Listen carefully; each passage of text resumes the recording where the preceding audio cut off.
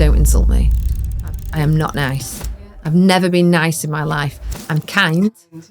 I'm honest. So if I ever say to somebody, God, you're brilliant, I'm so pleased that we got to work together and the work that you did here was this, and this, and I go, oh, that's so nice of you. No, it's not. It's truthful. Because trust me, if you'd mess this up, I'd be telling you that too. Today's conversation is one I think a lot of business owners and leaders will recognise. Because leadership can often look great from the outside. Clear direction, strong team, things are moving forward. But behind the scenes, it can look very different. Avoided conversations, underperformance not discussed, high performers who don't behave well, leaders carrying more than they should. And over time, that creates pressure, misalignment, and a culture that quietly slips. People tend to either dodge, dilute, or destroy a conversation, but do not tolerate poor behaviours because your culture will never grow in the right way. And you will lose respect because people will think, well, I can be a dick as long as I get things over the line, I can treat people however I want. You're making a rod for your own back. What is toxic behaviours? Because I think toxic behaviours is not having difficult conversations with people when they need to. I think that's toxic. I'm a really direct person, so if I disagree with somebody in the workplace, I would say, with respect, I don't agree with you. And that can be challenging to very gentle people, but don't forget who you are. That is my ultimate thing, because we're all incredible. We've all added value. Just remember it. Welcome back to Beyond the Numbers. I'm Bev Wakefield, and this is the podcast where we break down the numbers in a way that actually makes sense and helps you build a business that supports your life and not the other way around. Today, I want to talk about something that doesn't get spoken about enough: the conversations leaders avoid. I'm joined by Cheryl Thompson, an executive coach who works with directors, high-performing teams, and crucially, helping them have the conversations they've been putting off. Cheryl, thank you so much for being here. Thank you for having me. Now, obviously our worlds have collided because we've been introduced by a good friend, James Ashford, and I feel like that might be a really nice starting point for the journey, if you don't mind. So would you like me to tell you how I know James? Yeah. How the poor guy stumbled across me and hasn't got rid of me yet? So accent, you can probably tell him from Doncaster or Yorkshire anyway. And so is James. So how James and I met was I was working in Manchester. He had a business in Manchester and we would end up on the same train together, an absolute ramshackle of a train, I might say as well. And when I say ramshackle, it's just because that's the type of train it was. But it had brilliant people on it. So all different business people, all would open the laptops and we'd start away. And we kind of used to help each other out. So we all came from different sectors, all had different backgrounds. And we might just go, what do you think about this? Or what do you think about that? And we'd just bounce off each other, all strangers. That sounds an incredible train. It was. We actually said we could have turned this into a proper co-working space, like just go across the country co-working. And James and I were on that train. And he'd chat to me about, this is happening in work and I've got this leadership. What do you think I should do? Or this is what I said. And I'd be like, Are you sure that's where you went with it or what you should have done? So we'd kind of challenge each other and it was good. But the standout moment for me, which won't be his standout moment, because this is where he really supported me. I was having a bit of a challenging time and I'm on the train and I'm quite a fiery person and I try and sometimes hold in certain things, which is where got me to my avoiding conversations. Because when you hold things in, all you do is allow it to leak out at a later point. Yeah. It will get out. The body will release that emotion at some point. So you're better off controlling when you do it. Anyway, I'm on this train trying to not get upset. And I look up with tears in my eyes and I look at James, who sat diagonally from me, staring straight at me. And he just went, fancy a coffee? I went, yep. It was the easiest yes I've ever made. And that might sound a weird thing to say, but, and I hope you don't mind me saying this, as a woman in leadership who's worked in corporate, I've worked in really cutthroat, aggressive, I've been sexually harassed, I've been sexually assaulted in the workplace in my whole career, I've been stalked. So for me, saying yes to a man on a train is something I think about. Not even once with James. I was like, yep, let's go.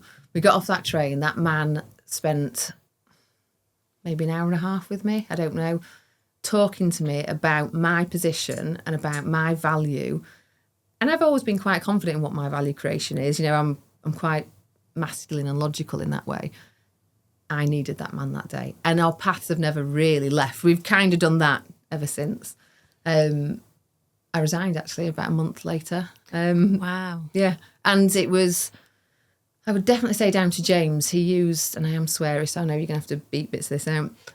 It was like, burn the fucking boats, Cheryl. Burn the boats. So I left with utter fierceness rather than a good girl or a niceness or a, what if we meet again? I did it respectfully, but I left. And it was the best thing ever. So that's how James and I fully came into knowing each other. Oh, that's incredible. And I mean, we were even just talking a second ago about there is this thing, isn't there, as a woman, and I think generally as well, that you have to be, you said, a good girl. Yeah. It's that kind of element of who you have to be as a woman in leadership or in an organisation. And bear in mind, I'm an out-and-out feminist, and I always caveat this with, but not a misandrist. So what I mean by that is I have no issue with men, and I think we need to acknowledge that men and women are different in all different ways, biologically, chemically, hormonally, societally. So I have no issue with that. But what I will say is I think there's an unfair expectation on women to turn up in a certain way. So you're damned if you do and you're damned if you don't. And the easiest thing you can do is stop caring. So, there's this, if you look at this theory on this as well, this theory on like the bitch sort of era, and I don't use words like that. I'm not comfortable with that. I use other words, but not bitch. But with that, it's almost saying that what we expect women in leadership to be is nurturing. Yeah. And if she's not, she's a bitch. Yeah. And so she's judged if she's too nurturing because she's too soft and too gentle. And if she's the opposite of that, she's judged because she's a bitch. Yeah. So, but a man could have those have those same conversations and wouldn't have those judgments. So we have to think about those things. It doesn't mean poor women, we can't do it. It just means we need to think about it a bit differently. Okay. And that's a difficult challenge, to stop caring, but then also to think about how we're putting ourselves forward as well. Yeah. And I would caveat stop caring. Yeah. The only reason I say this is because I'm someone with an absolutely huge heart, and I love, and if I work with somebody, you've got me. You've got me hook, line, and sinker, and I'll go to war for you. So care, absolutely care, but don't bleed. Don't be a martyr for somebody, because I think too often we go too far with that big heart, and then we become part of the problem because we do too much. We rescue. Yeah. Real big tendency is rescuing, where we mask problems because we think, well, I'll just fix it. I'll cover it over, I'll fix it. And that both men and women do that as well, don't they? Fixing, it feels like that can be quite a masculine trait as well. They want to kind of fix a problem. We fix by trying to rescue. Is that fair? I think it is fair. I think it's a good challenge. I think the difference is, and I always say this, is if a man fixes, he tends to get paid for it. If a woman fixes, she tends to absorb something that isn't hers and doesn't get paid for it. So if you fixed every woman for everything if you pay every woman for everything she fixes, think about the mental loads. Think about shared care and the care in the workplace, care at home, and how much women just do over and above what their job description is. Like I remember working in I've always been in a male-dominated world, and I had a team of about 100 people. There was 2 women in it, and we started up like a consultancy, and we just found some premises, built it up, started it. The 2 women took all the tea towels home, and I'd walk in and they'd be cleaning the kitchen. I'd be like, put it down. Why is it you? They just fill gaps. So if somebody didn't do something, they'd be the bit in between and fill it. I'm like, stop filling gaps unless you're going to get paid for it. And that's what I want to kind of pull people back for. I'm not saying don't do the work, but know your worth and know what impact it has, and start communicating that. Because I guess that would have put quite a negative connotation to them, because it's like, oh, they're cleaning the kitchen. It's a different role, and absolutely we need cleaners in the world as well. They're one of the most valued person, but they get paid to do that bit. Yeah, exactly. So that's my whole point. I treat the cleaner the same as I treat a CEO. Absolutely, we've all got a role in this world, but be paid for it. What I'm talking about is unpaid work that is assumed for women. Yeah. So when a woman rescues, I promise you she's not getting paid for it. When a man rescues, he'll take it to a board meeting somewhere and present it.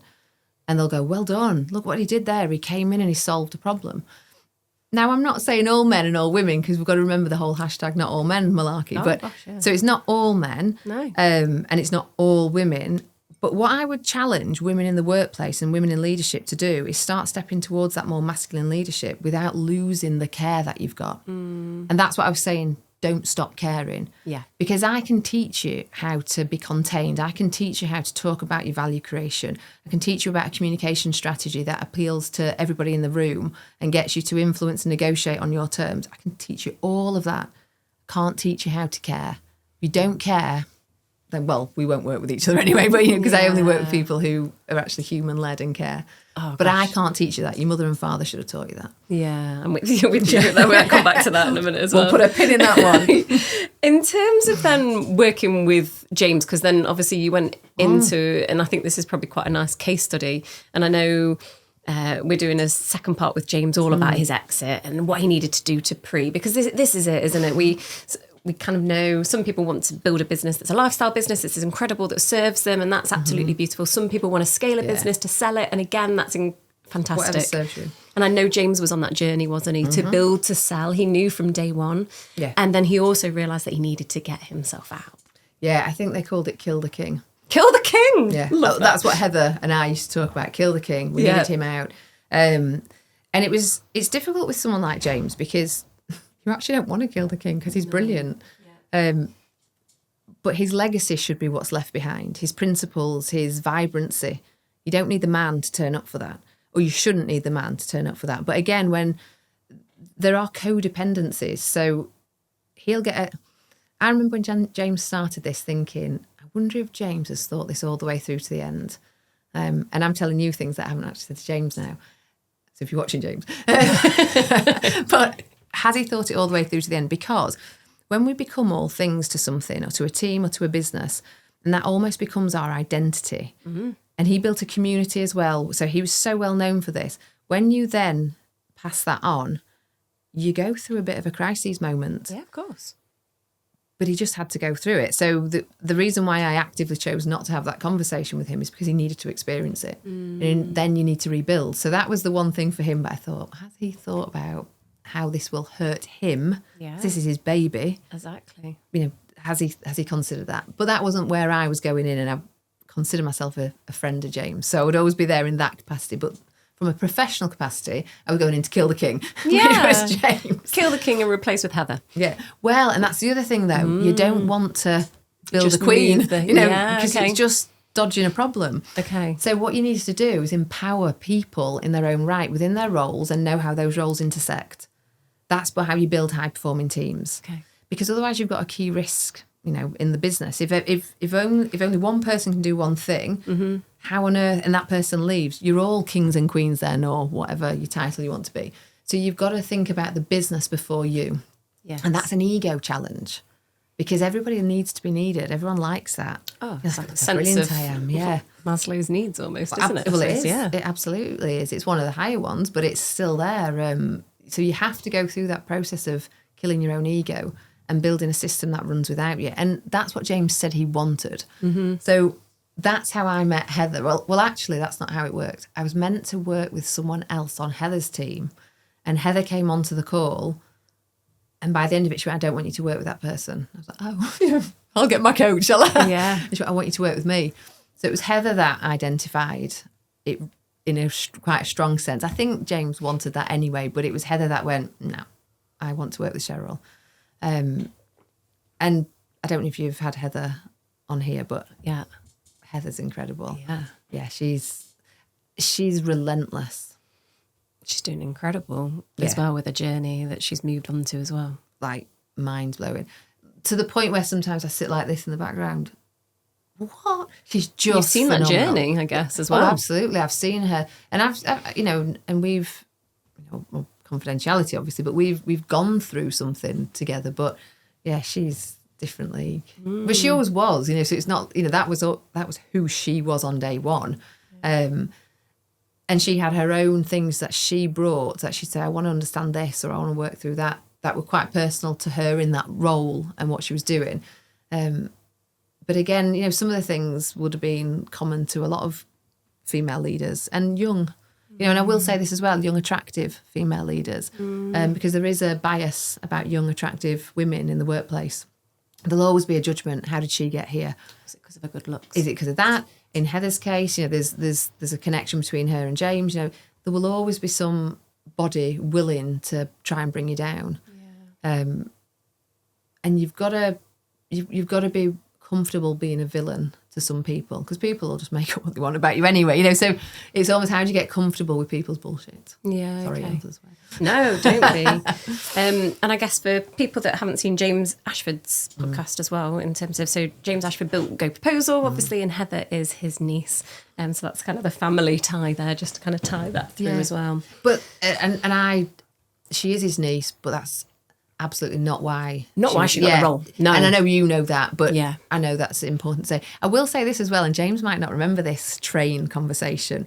So we were driving along. We weren't driving the train. We were on the train, and he said, "I want to ask you an opinion." And he asked me whether he should bring Heather through into this role or bring someone else in. And I told him not to bring Heather, and he brought Heather. And I didn't say not to exactly, but I said there are challenges in doing what you're doing here. Because of family. Yeah, I said, because you will be setting her up to have to prove herself more than ever. I said, and she's already having to prove herself. She's a woman in leadership. She's young. She's, again, like I say, attractive. I said, and now she's got this on top. I said, her job would be easier elsewhere. This is nepotism to some people. I said, so you've got to think about all these things, and you might want her, but is this the right thing to do to somebody? So I challenged him with that. I said, I just want you to think this through. And it depends on your working relationship as well. Can you be pure in that working relationship? Can you not, you not bleed all over her, you not assume too much? She should be able to have a boundary with you still. And does that disappear because of your relationship? And he did reflect on it, obviously, and then he did what he did and he went that way. And Heather's, brilliant, and absolutely he'd considered all those things because I've seen it in real life. So they both did. And that's a really good point for people when they're having family businesses as well, isn't it? In terms of going, actually, you're going to be setting an expectation for your child to then, if they're going to take the management team to the next level, they're going to have to prove themselves as well. And actually, I guess that is a big decision for family businesses. I think it's massive, because you've got to be able to tell someone they're wrong. And there's a relationship. And if you think about Heather and James's relationship, and I mean almost from the age difference as well, because he's her uncle, he almost is like, he could have been in a father position, because of that age. And this is a whole, I could bore you with the whole psychology, and it links back to we don't have children at work. The problem you've got is anybody going up through the ranks is looking for almost a parent figure. Right, yeah. Because children we're always looking for that person a few steps ahead of us. It creates a toxic relationship and a toxic workplace. If we're always looking for, be my mummy, or be my daddy, it's, and there's a natural position of power with leadership. It really shouldn't be, but it naturally is, because you are seen as having that hierarchical position above somebody, which is like a parent again, which was like the two of them. The first time you're ever meant to say to your parents, which psychologically, again, we all go through in our 20s, where we essentially put our parents in the bin, where we realise they're not right. And we go, hang on, I'm an adult. I can do this myself. I don't need your permission and validation. So was there going to be an element of that with James and Heather, where she was going to have to learn to put James in the bin and say, by the way, James, you're wrong. Yeah. And this is my business now. And you need to step out.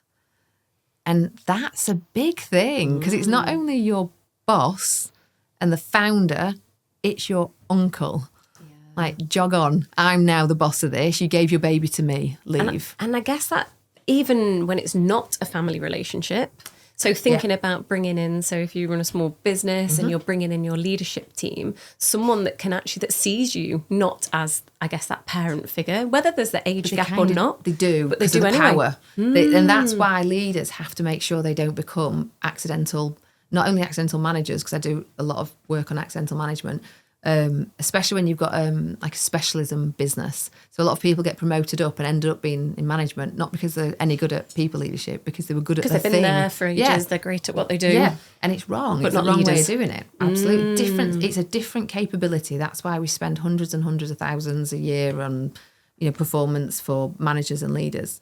It's its own capability. But people just blur those lines. But it's the same again with what you're saying about people being in that position. You've got to be able to elevate yourself from being all things to all people, and we only work with adults. So how do you get them to step into their own right? You don't need me. I'm not your codependency. A long time ago, I said to my team, started this new team, and they'd been massively underperforming. And I said to them, it's going to be tough what we're going to go through because you're going to end up performing. So there's going to have to be some changes or you'll leave. It's that simple. You'll either do the job and you'll do it to the best because I don't have second-hand standards or you'll leave. That's it. There's going to be a lot of pressure on us. I says, but we'll do it. We'll do it sort of logically over a period of time. I said, but something I want you to understand, I said, when you work with me, I said, I'm going to teach you how to be self-sufficient, self-managed and self-led because I've got things to do over there. You know, so I'm interested in that bit, the strategy, whatever. So I will teach you how to never need a boss again. And then I'll go. I said, so just don't get used to me. And they were like, what? Because you're the first person who's both believed in us and all this. I went, yeah, but start believing in yourself and I'll show you how to do that. I said, then you'll never need a boss again. So how do we do that then?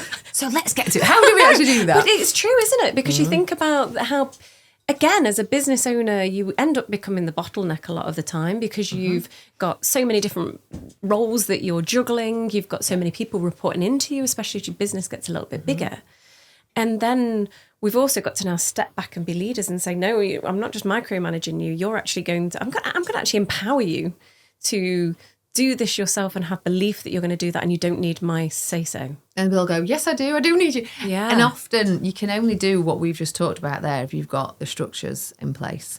So you've got to have clarity of what people are meant to be doing and what roles are and how they intersect with one another. So, and I'll say Get the structure right. Yeah. So I'm like autistic and I always think, I now know I'm definitely autistic because I like, we need charts, we need hierarchies, not for the sake of it, not just paper for the sake of it or documents for the sake of it, but what is your job and what is my job? Yeah. Say we live together, we've now moved in, we've met each other for 15 minutes and we're now moving in together. Yeah. Brilliant. But we'd sit, how I would work this is, so we're now sharing a home and I'd say, what are you responsible for in this house and what am I responsible for? And how do those two roles bash heads ever? Or how do we do that respectfully? Where do I lean out and you lean in? So what, and we'd sit down and we'd talk it through and I'd go, okay. And I also want to tell you about some of my trigger points. So things that this pushes my buttons and I want to hear about yours as well because I never want to push your buttons. Yeah. So then we'd have a communication strategy. So how do we do that? How often do you think we should meet to talk about these house problems that we've got or these house issues? And if we don't need time, should we still have it in anyway just to kind of check in with each other? That's the kind of thing I'm talking about. So all it takes is like, what is my role and what is your role? And what is our outcome? Yeah. What is our purpose here? What does good look like? By when? British people hate saying by when. But yes. It's the one thing, no matter who I coach, no matter what I work with, they get everything else right. And I'll go, did you ask by when? No. Yeah. It feels impolite for British people to go, this is what I need and I need it by this date. But that helps with the clarity piece, doesn't it? Because I know one of our team, bless her, she always says, can you just really succinctly tell me what I need to do when I need to do it by, because then I can get organised. And I quite like that because, again, I know what triggers her. I know, so I can be... She sounds autistic. She sounds like me. Yeah. Good way of working. But I guess that helps with that clarity piece and that structure, because if we're not making it clear, then my when might be completely different to what yours is in your head. And how do I know what your priority is and what your dependencies are? So I always just say to people, I need this by this point, to this standard, to this level of degree, and by this point. What I'm going to do is do you need a checkpoint between now and that date to make sure that you're on track? If you do, put it in my diary, 15 minutes, and come prepared with what you want to talk about. And then I would say the reason why I need to know is what I'm going to do is I'm going to put a placeholder in my diary, because that's when I'm going to receive it from you, because then I'll read it. Yeah. So it won't sit in my diary, in my inbox for a week now, but you've got to stick to the plan, because otherwise I've just put X amount of time in my diary to read your output and it doesn't land. I won't be happy. Yeah. So don't waste my time, because I am very time critical in that sense. But then what I'd also say is, because then someone else is waiting for this has to go elsewhere. So if you see the full chain, then you can go, now I understand what my part is. Yeah. And we don't do enough of that. We don't share enough of the bigger picture with people, or enough for them to do their job really well. That's huge, isn't it? It's the impact of. So not only are you not delivering that work on that date, which then means that I no longer have the space in my diary to complete the work, which then means it's going to take me a week to find another space in my diary to be able to review it, to be able to get to the client or whoever it is. Yeah. And then what I always tell people to do, then put a pound sign next to it. So you're not only looking at time, you're now looking at cost. So this is costing us money. So then when you have to say to somebody, do you think you're adding to this business or detracting from it? And do you think your organisation is a contributing factor to that answer? I'll tell you it is, because I can quantify what you either bring or lose from this business. And that doesn't mean it's a problem. It just means we need to change something. It's not something that's unfixable. No. But if you see that, then you can suddenly go, that's the number that I've cost this business by just not communicating. Because if they'd taken that 15-minute break in the middle, where I'd said, come and see me if you've got any questions or if this doesn't land, all this would have been fixed for 15 minutes. And that's what we need to start doing with people, but leaders still don't have that confidence to do it. And just coming back to your point, you said about businesses and founders who've got multiple roles, how do they do that? And I said it's structure. It absolutely is first. But equally be aware that you have multiple roles and communicate when you segue between them. Yeah. I know that sounds a bit weird because you almost sound like someone with split personality, but with, again, when I'm marketing hand today. Exactly. And then you actually literally step into that role physically. And sometimes you physically stand up and say, I'm stepping into my marketing role today. Yeah. And then someone might run in and go, can I just ask you? And it's either... If it's marketing, yeah. yeah. As long as it's marketing. But say, for example, some of these businesses might not have that luxury. Say if they need to step out, they'll go, just need to give me a minute whilst I wrap up my thinking on what I'm doing with this marketing, and then I'll step into management role, but not yet. Or can you put time in the diary? Something along those lines. But be really clear along this is all of the space I have to contain. Because then people can go, wow, look at what she holds. Yeah. Look at all what she's doing. And I'm one work stream of that. And then they can have respect and dignity for what you do. But too often founders and business just go, and hold it all in. Start communicating what you do. Let people see, let people come on a journey with you. They will treat you with more respect that way. Now, you talk about tough talks a lot. And we've briefly mentioned again about you don't employ children in the workforce. And that was something we were talking about a little bit before. Yeah, definitely not child labour, as I referred to upstairs as kids, which I didn't mean the staff, I meant as in my children. Kids, So how does that actually link through in terms of, because there are tough conversations that we need to have, and maybe being British or maybe just not wanting to have the difficult conversation to be considered being nice. Oh, yeah. And I would bin nice. If anyone ever says, oh, that's so nice, I'm like, don't insult me. Right. I am not nice. Yeah. I've never been nice in my life. I'm kind. Kind, yeah. I'm honest. So if I ever say to somebody, God, you're brilliant, I'm so pleased that we got to work together and the work that you did here was this, and this, and they'll go, oh, that's so nice of you. No, it's not. It's truthful. Because trust me, if you'd mess this up, I'd be telling you that too. So it isn't a reflection on me being nice. It's a reflection on that you did well. Yeah. So I'm just the vessel to pass that back to you, or the mirror to hold it up to you. If you'd know too. I would be having that conversation. There's the mirror then. Yeah, absolutely. So you're doing that in both situations. Nice. Yeah, it's not nice. It's truthful. Yeah. It's reality. And I'm just reflecting it back to you. In terms of tough talks, the reason why I talk so much about them is because I think they underpin every issue we've got, both at work, at home, in society, geopolitics, everything. We had more tough talks, and the secret is they're not tough. Okay. But we just tell ourselves they are. What it makes them tough is what we've done that leads up to it. Yep. So I categorise them into sort of 3 areas. You've talked about the avoidance one, which I call like dodging it. So it sounds really, the 3 Ds. I feel like I'm doing like dodgeball, but it's the 3 Ds. And people tend to either dodge, dilute, or destroy a conversation. Okay. And the dodging is what it says on the tin. People just avoid it.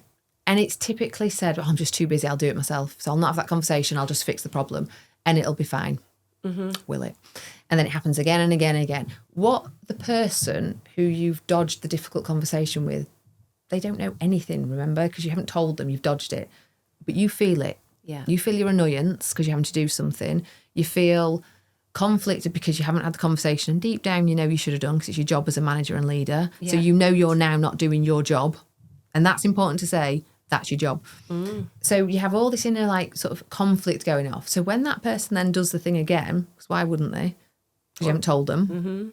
You're even more annoyed because it's compounded. And then that person, if you do have the conversation, and this is where it goes into destroying, you'll end up going, listen, we need to talk about X, and being a bit more annoyed. And they think, where did that come from? Because they don't know you're compounding. It normally doesn't have to happen after the second time. It happens again and again and again and again, and your annoyance builds. Or you'll tell someone else and they'll go, were they a bit off with me then? Yeah. And that's where it gets to destroying a relationship and a conversation. So they're the two. The other one is diluting it, which, by the way, still leads to destroying a conversation and a relationship because you soften all the edges. So you'll go, well, I'm going to have that conversation because I watched a podcast and Cheryl said I should. So I'm going to sit down with them and tell them the difficult thing that they need to know. But it's all right, and we fixed it, and it wasn't that big a deal of anyway. I just want you to be aware that next time, could you think about this? And the person thinks, oh, that's all right, because it wasn't a big deal, and they fixed it, and I'll just think about it next time, because that's what they said, right? Think about it next time.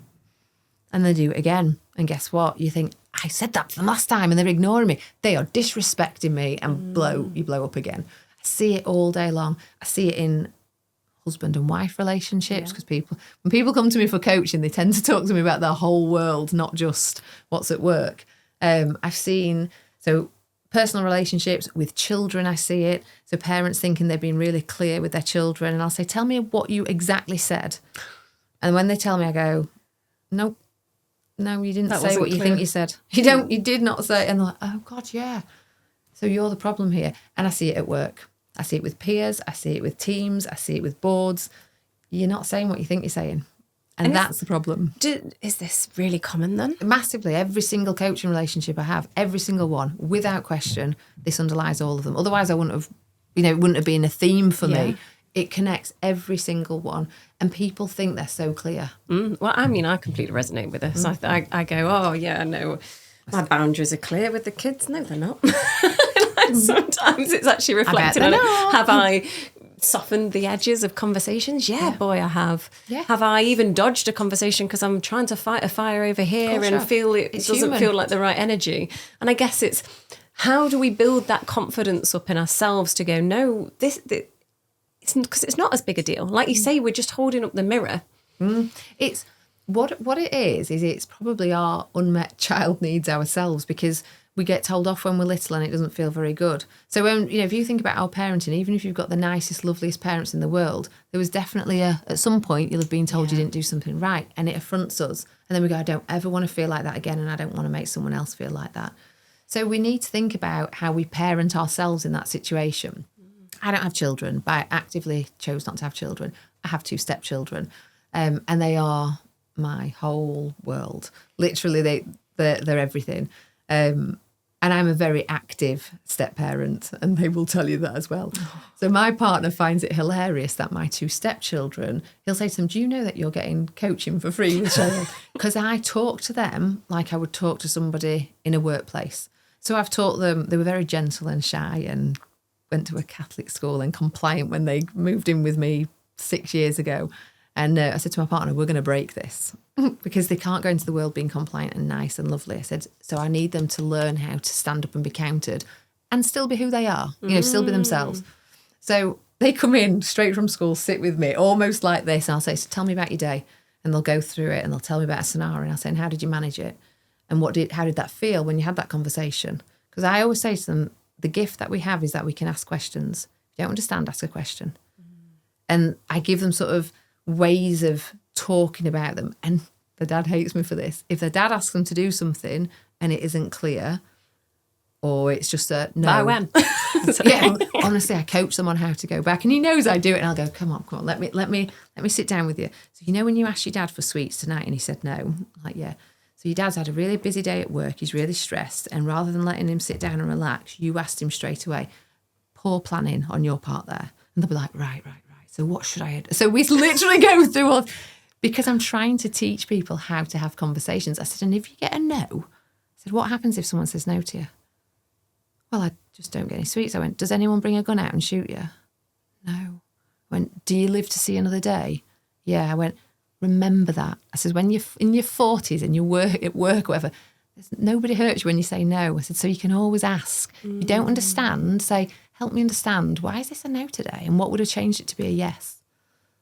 So I'm teaching them that now. So when we're talking about having difficult conversations with people, it's because nobody taught us how to hear no when we were younger. No, and feel okay with that. That's okay. I teach the 2 of them, because there was a boy and a girl. I'm trying to teach them gently about consent as fighting, and because they smash each other up, or they used to. And I used to say, when one of you says no, the game's over. It's over instantly. We respect the word no, because I want them to go into the workplace and understand that. Yeah, that's really interesting, isn't it? Take a telling. Yeah, say have the no, but actually that's okay. Yeah. Like you say, what would it be to be a yes tomorrow? Without pressurising you. I'm just trying to understand. Yeah. We don't want to be like grinding down people's boundaries. No, but that's a really good... But then you can also feel comfortable with the no's because you've got to that point. It didn't kill you. And you'll fight to see another day. It doesn't mean it's no forever. If your dad says no for sweets tonight, you'll probably get them tomorrow, mate. Yeah. Roll with the punches. Yeah. Or learn how to ask him at a different time when it works better. And that's another point to the difficult conversations. What I teach, I'm starting teaching my stepchildren this, but I coach this as well. Learn how to know when to have that conversation. Yeah. So if I was going to ask for something that mattered to me, I wouldn't just rock up and ask for it. I'd think about, so if I want something from you and you're the decision maker on it, so first of all, know who the decision maker is. Sure. Know what their context is, know what their challenges are, know what their pressure points are, know what would make their life easier. Then I would always stalk the diary for a bit. So if you work with somebody, if you know they've just come out of a really horrible meeting and then you're going to go in and go, can I have a pay rise? Or whatever it might be, that's not going to work. And, and also do your preparation. So have all the information ready. And that's what people don't do when they're going for a difficult conversation. If we're talking about a founder or a leader, they go in and they just think, just got to get this off my chest. I'm sick of them doing this. I'm just going to launch. And they go in and they'll go, I need to talk to you about this. And they just go through it rather than thinking about how do I make sure this person can hear what I've got to say and how do I validate that they've heard it? Because often we just go in to offload information. Has anything changed as a result of that? They're probably just going to go to the toilet, cry, hate you for a bit, and come back and sulk for a week. And then that's lost week of, that week changes your relationship. It's a bit of productivity won't be great. So how do you land that information so it means something? And what is that person going to do differently as a result? So that we never get that check-in. We just go in because horrible, let me just get it off my chest. You've failed already. Go in and ask yourself, and this is, Heather and I used to do this a lot, is that by the end of this conversation, what will be different? What actions or behaviours or whatever it might be needs to change for this to be a good meeting, worth the time? And it might be one thing. So what we're going to do differently as a result of what feedback I've given you today. And this is not for me to come up with it. I'm curious to see what you think might be useful. And you might even go, and if you want to reflect on that, feel free to reflect on it. Go take some time. But we will be coming back to this conversation because it's really important that we move the needle on this. Most people won't go, no. They'll go, okay, thank you for that. That's all right. I respect you enough to always be honest with you and up front. That's such a powerful sentence. And I think I've heard that a few times. It's like, I do respect you. And that's why we're giving you this feedback. Absolutely. That's why we're having this conversation. And that can be hard sometimes, because when you're trying to do 1,000,001 things, like you say, you go in and you just say it all and you're like, oh, I wish I'd not quite phrased it like that. But on that, if you mess up a conversation, that's all right. Because there was a question you asked me earlier, like, how do we do it? And I said, and the answer is we're human. So managers and leaders, you don't get implanted with a chip on how to do this well. You're going to mess it up. Yeah. It's all right.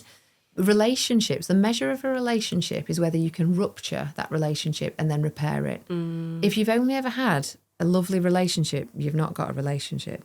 You've got to mess it up at some point and then go, how do we move on from this? Yeah. How do me and you rebuild together to a productive, healthy relationship? Because you matter so much to me and you matter so much to this business.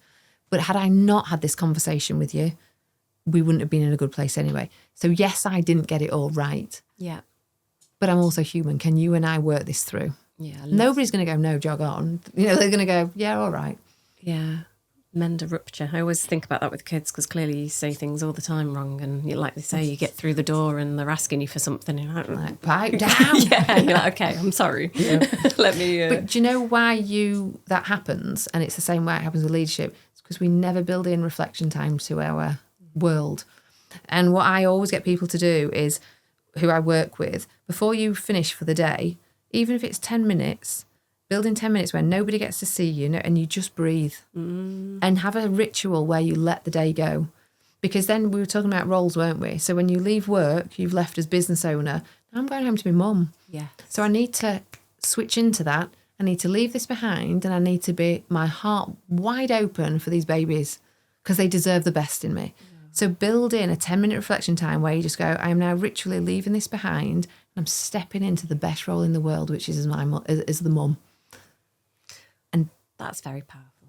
Because they deserve that. They deserve to see a fantastic sort of badass mum, loads of businesses, winning awards. They deserve... Yeah, see, I brought that one in because I'm not letting you forget that one, because we'll put a pin in that and come back to why that feels uncomfortable. Like, as you choke as I tell you how amazing you are. They deserve to see you in your full glory. But if you just put in that 5-10 minutes, letting this one go, and I'm stepping into my role as mum. And that rings true for so many different relationships we have as well. So stepping into a friendship role and back into...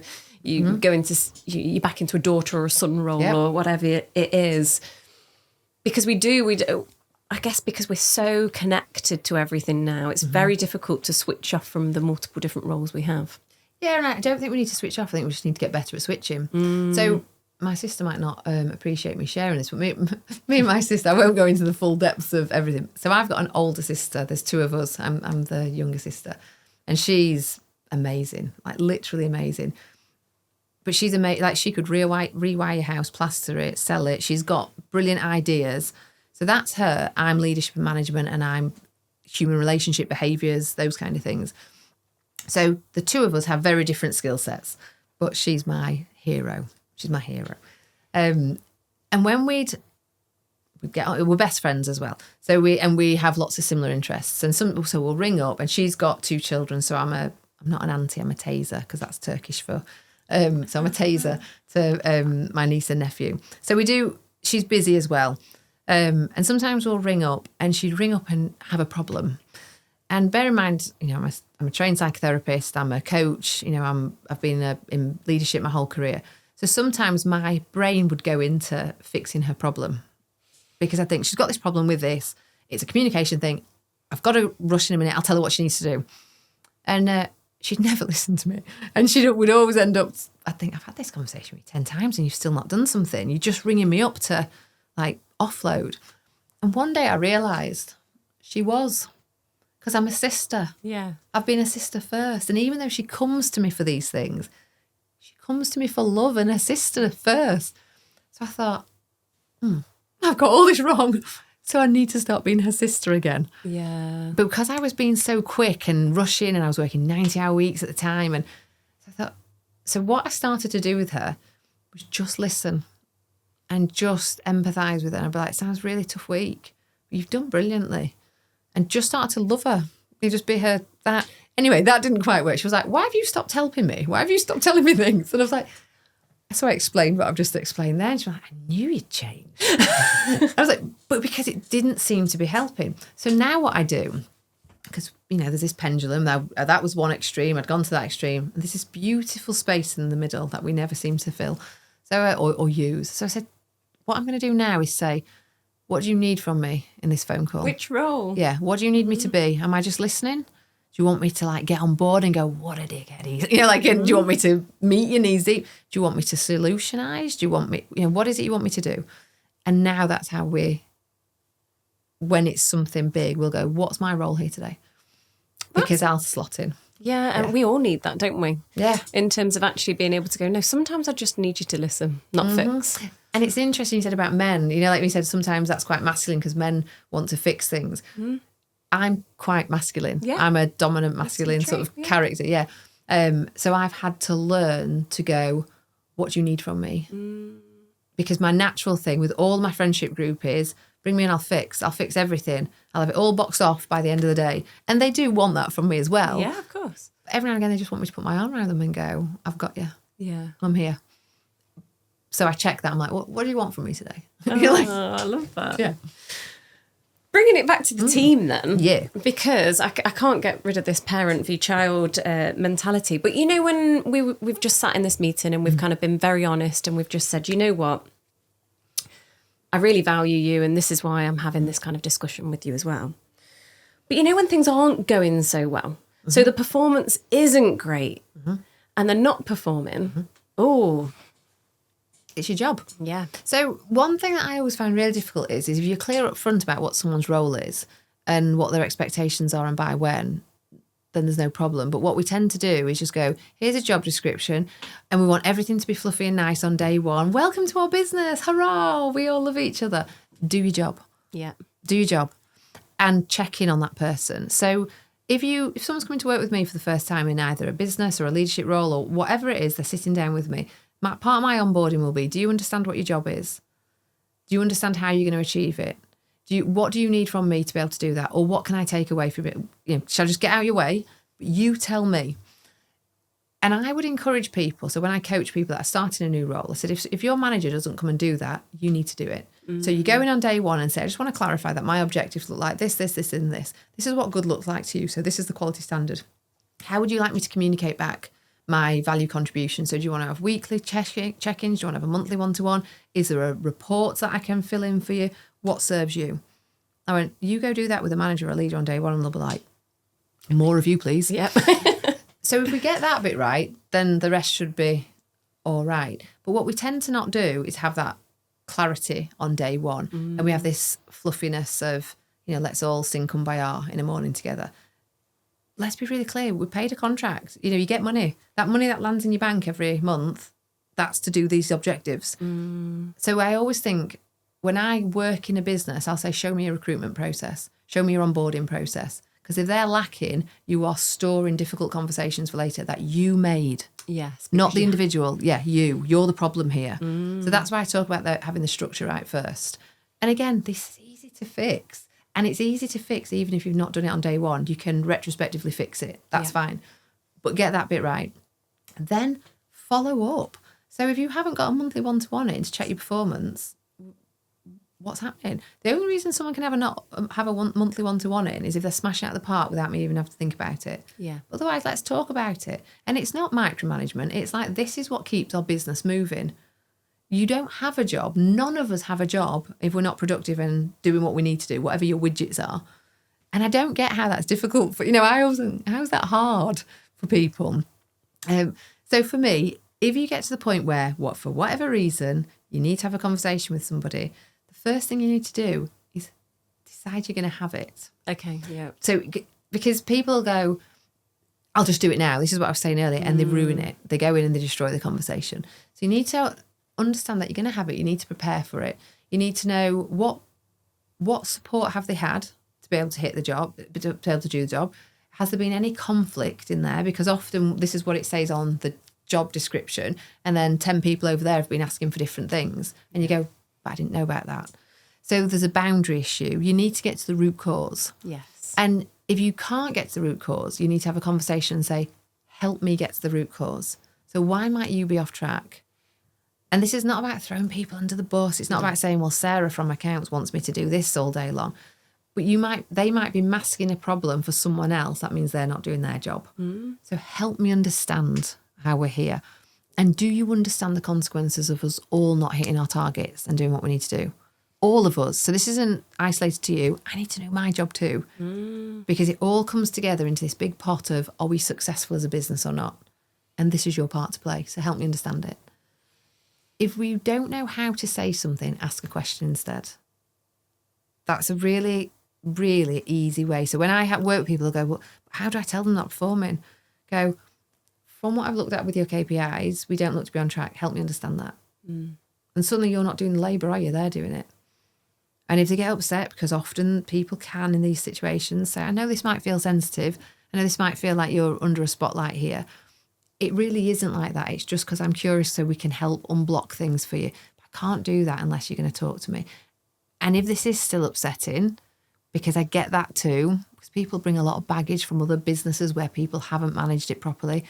If you need to go and take 5 minutes, absolutely do that. And I'll be here waiting when you get back. Grab a glass of water, do what you need to do. Because we shouldn't try and get people to suppress their emotions. No. We're human. Yeah, we're human. Allow people's humanity. And it's interesting on that point. That was one of the ones we had a Go proposal when I worked with, and I hope with Jack. He was the male leader there, Jack.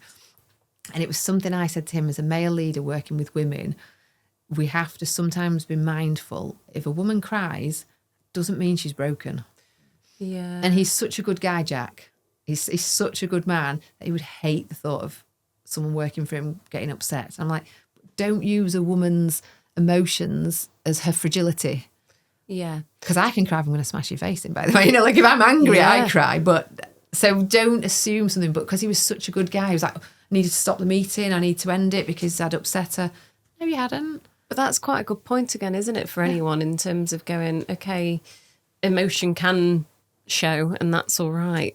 And giving it the space to, but that can feel quite difficult for someone to be in the space with them. Well, that's the permission I gave Jack at the time. I said, let them go away. Say to them, go away, go and have, if you need a drink, a cup of tea, do what you need to do. But what you need to be aware of, and this is what I was saying to him, not for him to say it to him, you must continue the conversation. It's the same with mental health, by the way. We're working in a world right now where mental health's bigger than it's ever been. That people are struggling. COVID was a challenge for people. Coming back into the office is a challenge. So many challenges.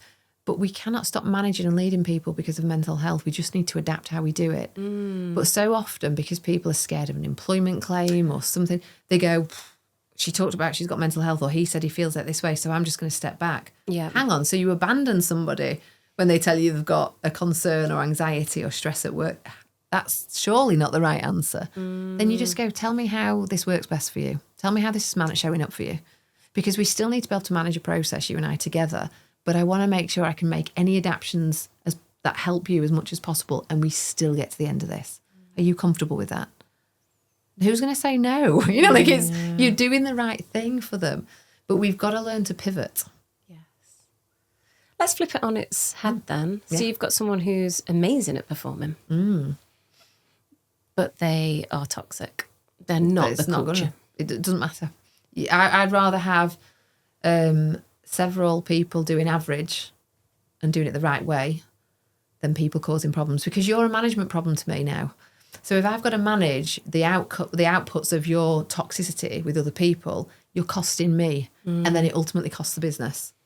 Because I think people feel, though, don't they, especially in a small business, if you've got someone who outputs are high and they're hitting every goal and they're your best salesperson. I can't get rid of my best salesperson, because if I get rid of my best salesperson, I'm not going to get any sales in.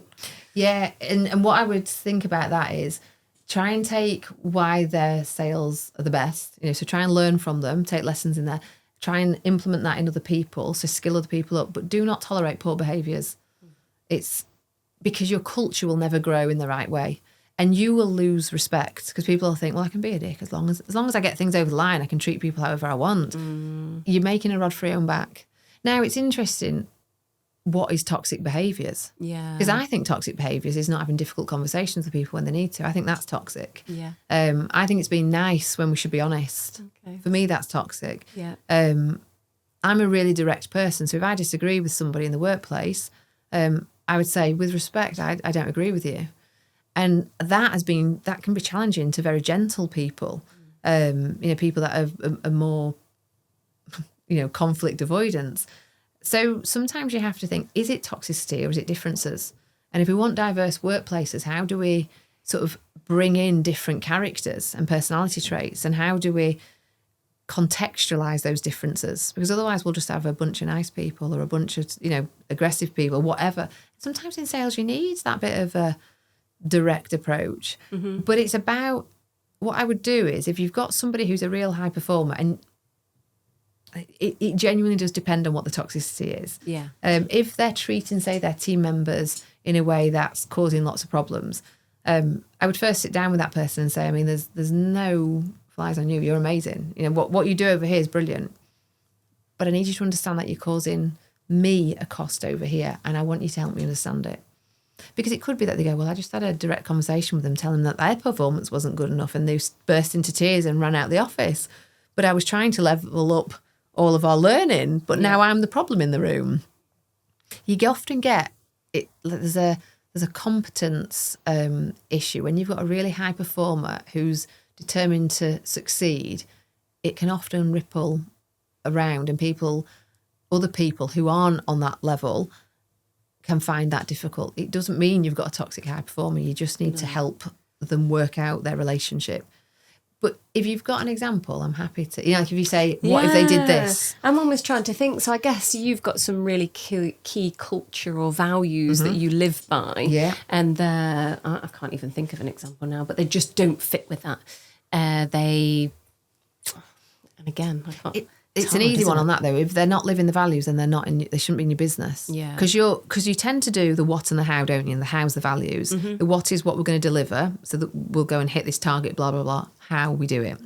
Now, we're not telling people with values, you have to turn up this way, because otherwise we are, telling people they can't be their own selves. Yeah. But we should recruit to those values. And we should tell people before they join us that they will be measured against those values. Because then you're being really clear, aren't you? So if this is not, if our values don't align with your values, we're not the right fit. They should never have got in the door in the first place. That's what I would say. Values, they need some work, how we work with values. I literally was working with somebody today who embodies the values. And the challenge that this person's got and it's a big business, the rest of the team aren't living the values. So this one individual really is. And the values are things like being innovative and challenging each other and being honest, radical candor type of thing. Yeah. So this person is doing exactly that. Basically getting things over the line, delivering, being straightforward with people. And that person's now being told they're the problem. And I'm like, hang on. hang on. So there's a way in which we communicate.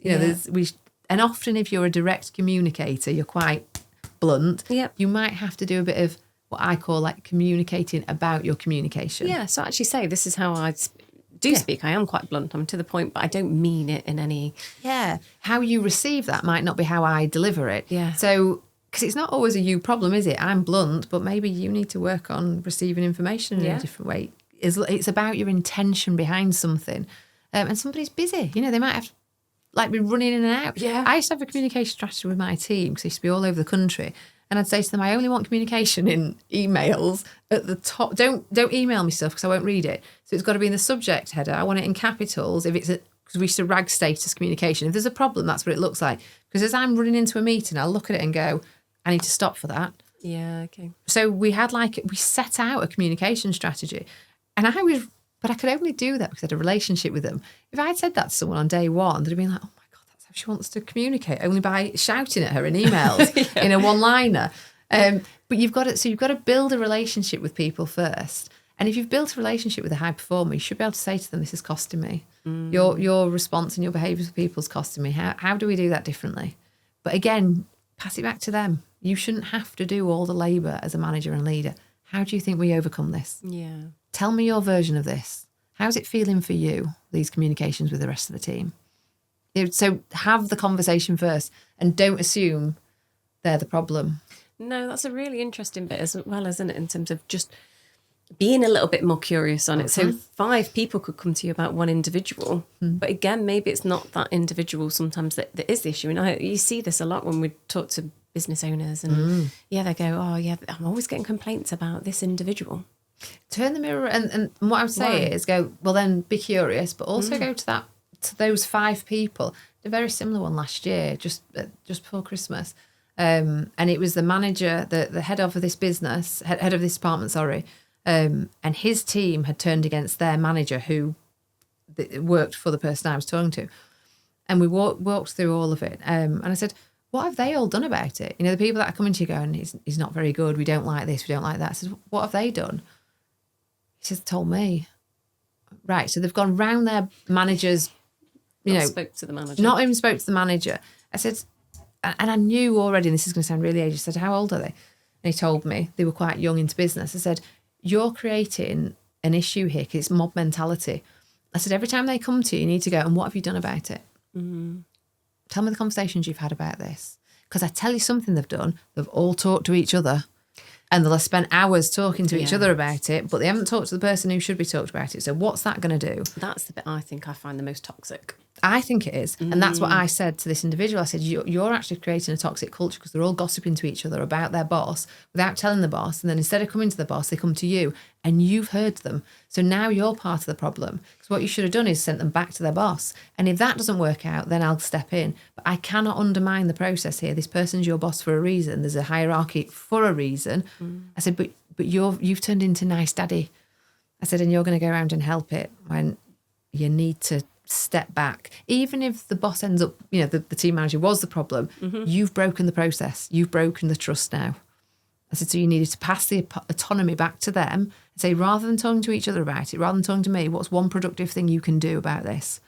And when can you do it? Is there something you can do in the moment next time this person says whatever?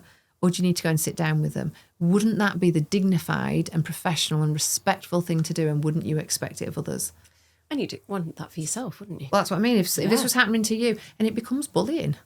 It's exclusion is bullying. So now actually inadvertently, you people are bullying this person and you're telling us he's the problem. So it all got passed back. I said, and the problem is the guy that I was working with, I said, you want to rescue this because you care about them all. I went, you're causing the problem by stepping in. So, push it back. That's incredible. We do everything for the right intentions, but we've got to understand what our outcomes are. What do we want the impact to be here? And nobody likes to think they're part of the problem, but we pretty much always are, including me. I'm talking this is all of us. Do the work on yourself first. What I think we miss in today's modern world is critical thought, critical evaluation. So if you start to look at your management and leadership as a capability, which it is, regardless of whatever else you do, look at your parenting as a capability, look at your relationship with your husband or your wife or whatever as a capability. I know that sounds really weird, but then you go, what did I do really well today in this scenario? And what could I have done better? And what's the impact of me doing that better? And what am I going to do? So as a result of that, what actions do I now take forward? If we do that, we critically evaluate our own leadership performance. We will always grow and we will always be better. And if you've got something wrong, fix it. Yeah. So if you said the wrong thing, if you messed it up, there's nothing wrong in going, do you know what, on reflection, I spoke to you last week and on reflection, I messed that up. Can we go again? Can I have that opportunity again to make it right? And they'll go, oh yeah, or it wasn't even that bad. I was okay. I got what you meant. But never assume and just move on. Go back and have the dignity to go, I got that wrong. I'm sorry. Let's go again. Wow. Human focused. Now, you talk a lot about building teams that are confident and fair and honest and resilient. And I think we've talked a lot about what that looks like in practice. So that's having those open conversations. It's holding the mirror up. So it's not kind of putting the slightly, nice edges on the perhaps rough conversations. Nice. What behaviours do quietly erode a trade, though? What behaviours quietly erode trust inside a team? So some of those you've already said in terms of you've gone, well, actually undermining the process. You should have spoke to your manager about that, not come to me. Sorted out that way. If you still need something at the end of it, then okay, that's where I can come in. Yeah, so definitely that. I would also say, I think another thing that can erode trust, which is completely the opposite, is if we're willing to tell people what they're not getting right, we should tell people what they, if you've made a mistake, I'm going to tell you. I'm also going to tell you when you've nailed it. Yeah, celebrate that success. Absolutely. Like my team couldn't get out the door, and bear in mind there was 100 of them. They'd walk past and they'd walk out the door and I would shout whatever name, without saying, I was like, do you know what you did today? You made this amazing. I couldn't have got through today without you. And you got that over the line for us.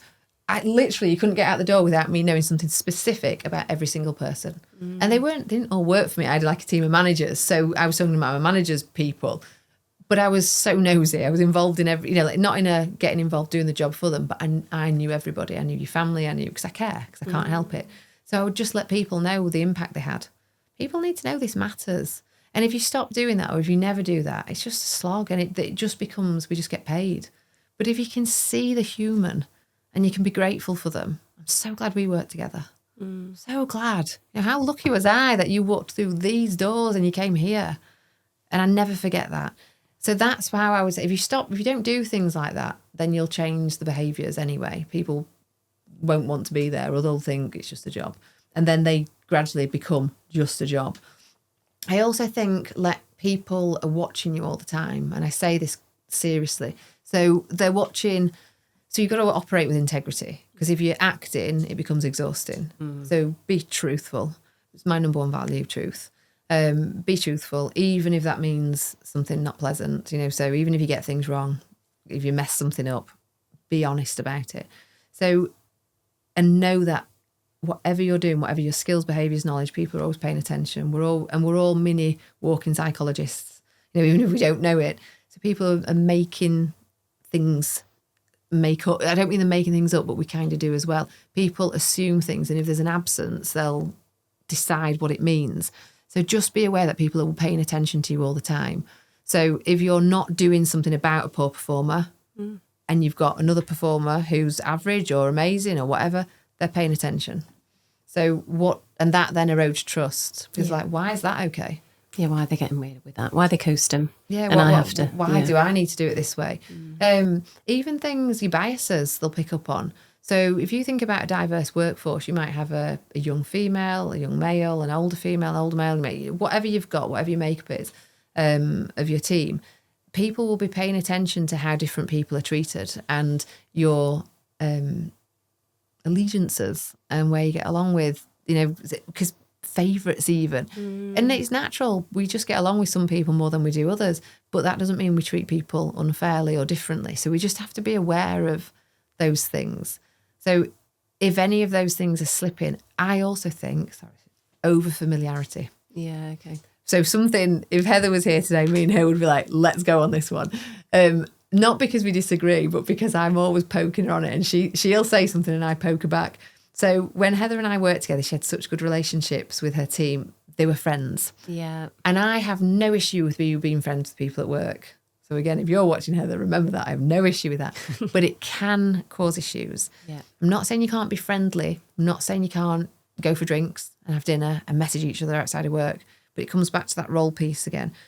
Know what your role is. So when we're at work, we could be best friends. We could live together. When we walk into work, this is my job and that's your job. And this is how they intersect. Yeah. So have that boundary conversation, let's contract on how we do it. And when we step out, we can be best friends again.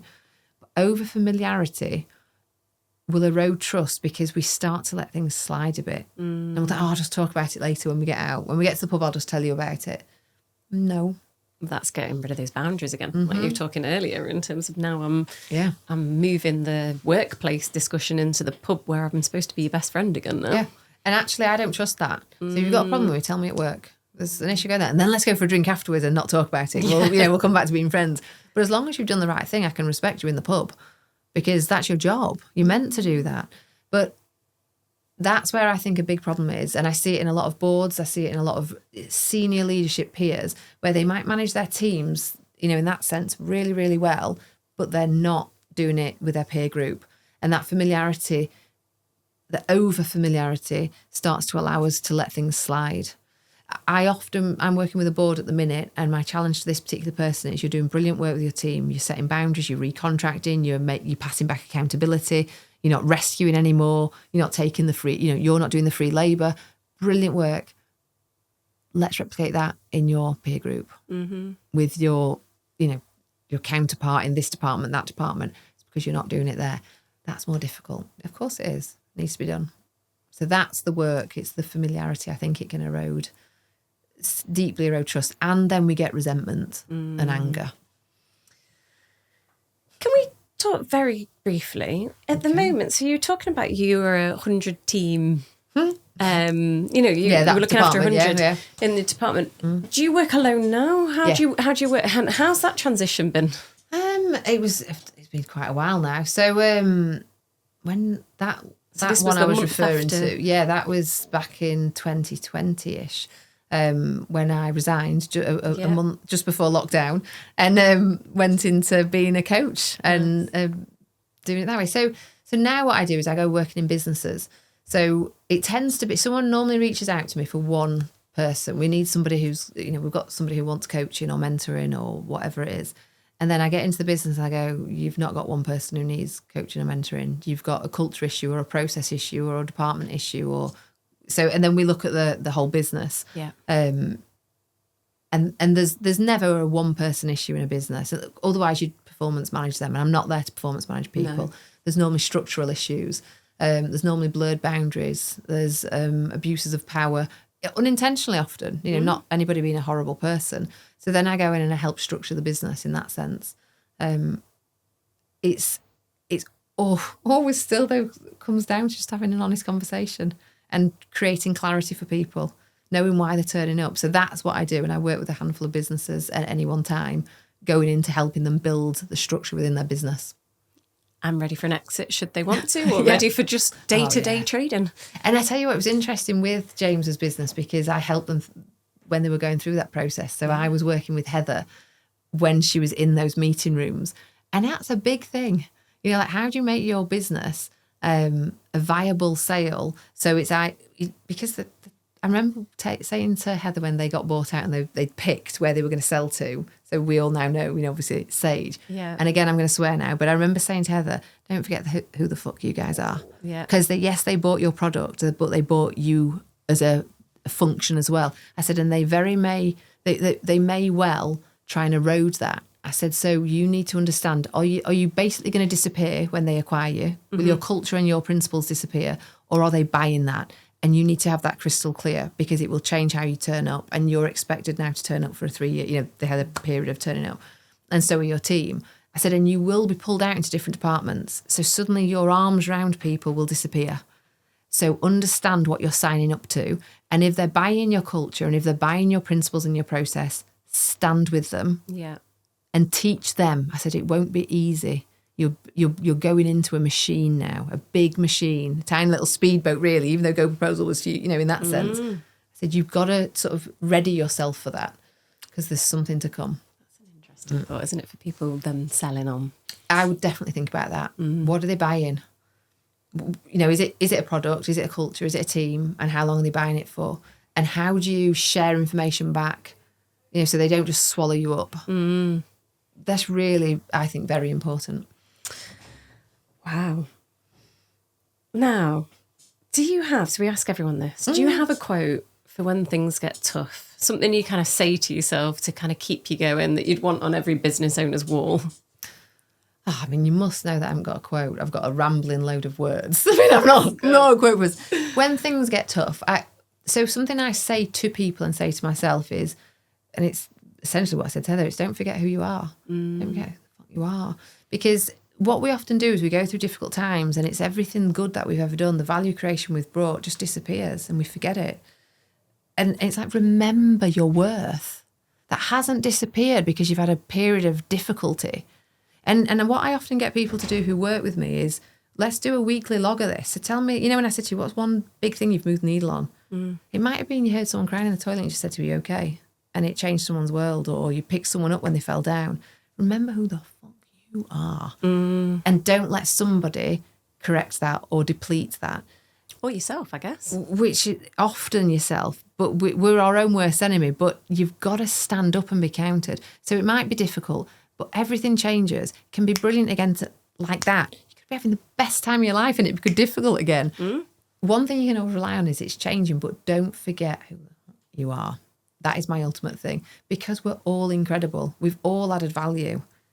Just remember it. Amazing. Don't forget who you are.